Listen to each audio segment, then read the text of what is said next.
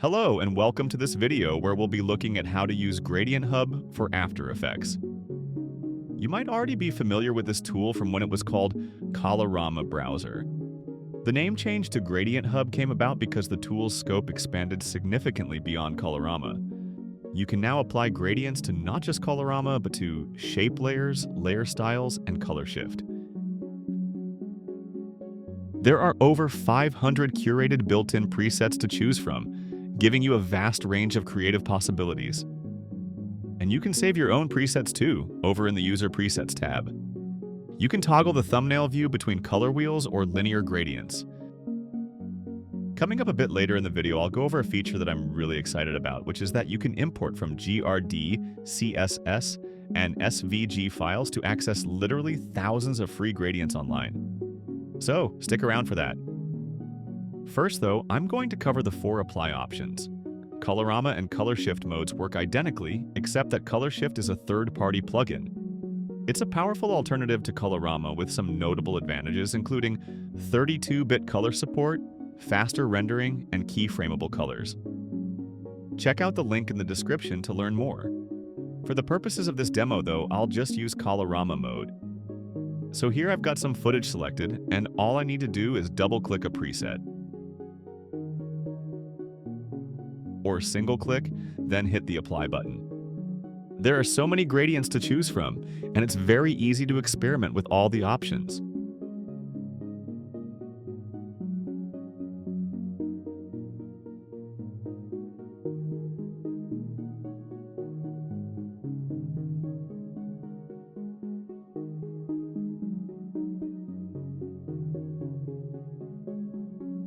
These 2 radio buttons control what happens if you already have a Colorama effect on your layer. In most cases, you'll probably not want to add multiple Colorama effects, and personally, I usually leave it set to Apply to Existing. But if you do want to add 2 or more Colorama effects to the same layer, then switch it to this setting. Add New unless selected.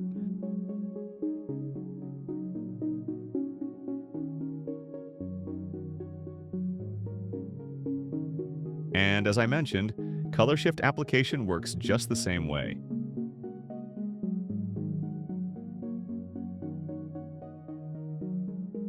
The next apply option is Shape Layer.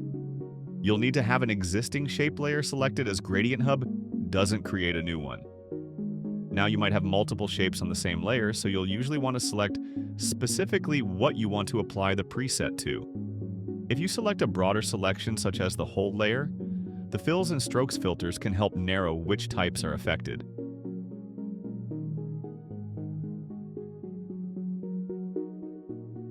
However, if you specifically select a single gradient fill or gradient stroke, the filters are ignored and the preset applies directly to your selection. Apply to Selected mode updates the existing gradient fills and gradient strokes on the selected shape. If a shape has multiple, the topmost one is updated. If the selected shape has no gradient but has visible solid fills or strokes, the solids are hidden and a new gradient is added, one that neatly spans the shape's bounding box, which is a significant improvement on After Effects' default gradient positioning. Add New Gradient mode is more for advanced users. It adds a new gradient fill or gradient stroke group directly to the shape layer contents, which you can manually drag into any shape group. You may need to adjust the positioning. It's a flexible option if you like working directly with your shape layer structure. The 4th apply option is Layer Style. After Effects has 3 layer styles that support gradients: Gradient Overlay, Outer Glow, and Inner Glow. You simply choose one of these options, select your layer, and apply the preset. If a layer style of that type already exists on the layer, the gradient colors will be replaced while other parameters are untouched. Gradient overlays are probably the most common use, but do try out some gradients on your inner and outer glows. The results on text and other layers can be really striking.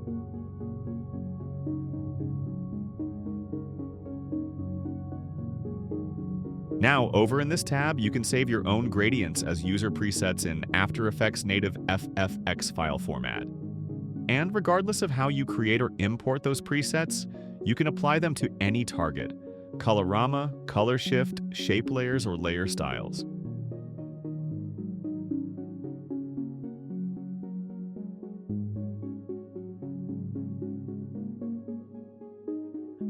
Firstly, the most important thing to know about the User Presets section is that you can click this button anytime to bring up detailed step-by-step help on how to add user presets. So here I've made this Colorama gradient that I'd like to save and reuse. I select the Colorama effect in the Effect Controls window or the timeline. Then I click Save Preset. A message shows the destination folder. Click OK and it will open your After Effects User Presets folder. If it ever opens somewhere unexpected, the help page covers that. The first time you apply or save a preset, GradientHub automatically creates a folder called GradientHub inside your After Effects User Presets folder. That's where all your presets need to live so the panel can find them. So I'll open it and I'll call this gradient Hot and Cold and click Save.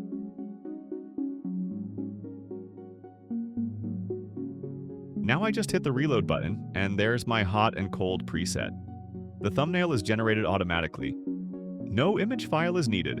And see how even though I created this preset with Colorama, I can apply it as Color Shift, I can apply it as a gradient fill and stroke on this shape layer, and I can apply it as a layer style.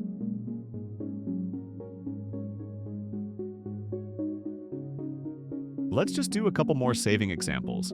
If you're saving a preset from a shape layer, you'll need to select a specific gradient fill or gradient stroke group. For the most accurate result, avoid selecting a whole shape group or the layer itself because After Effects will save the entire layer's shape content. GradientHub loads the first gradient found in a shape layer preset, which might not be the one you intended. Let's call this one Metallic Purple and save it alongside Hot and Cold. I hit the reload button again, and there it is. In the case of layer styles, select one specific layer style group, gradient overlay, outer glow, or inner glow, before you save.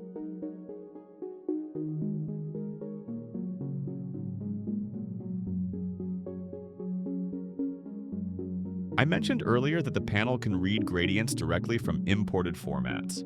CSS, SVG, and Photoshop's GRD files are all supported.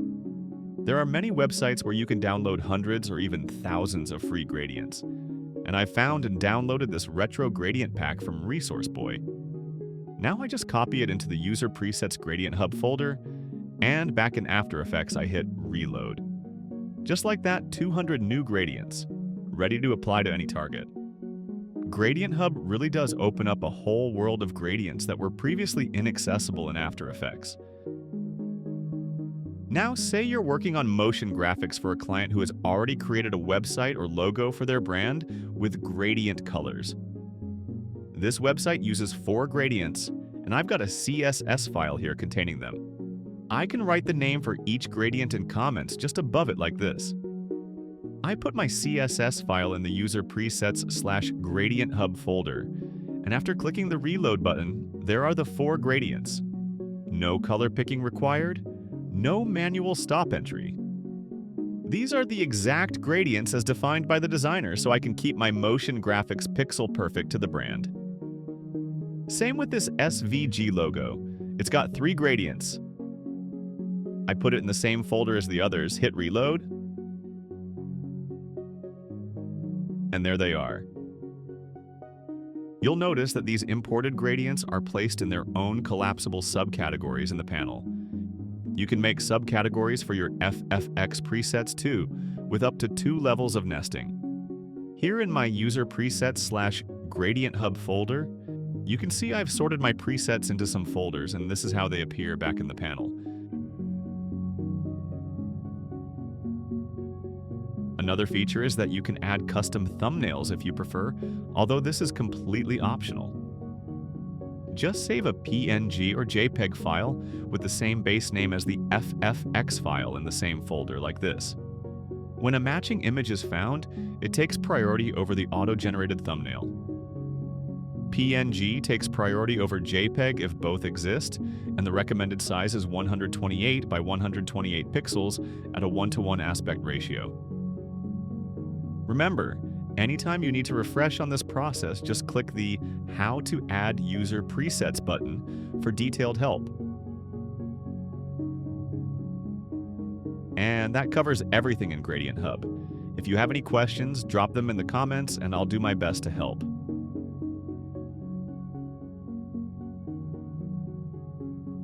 GradientHub is available on aescripts and AE plugins. Link in the description.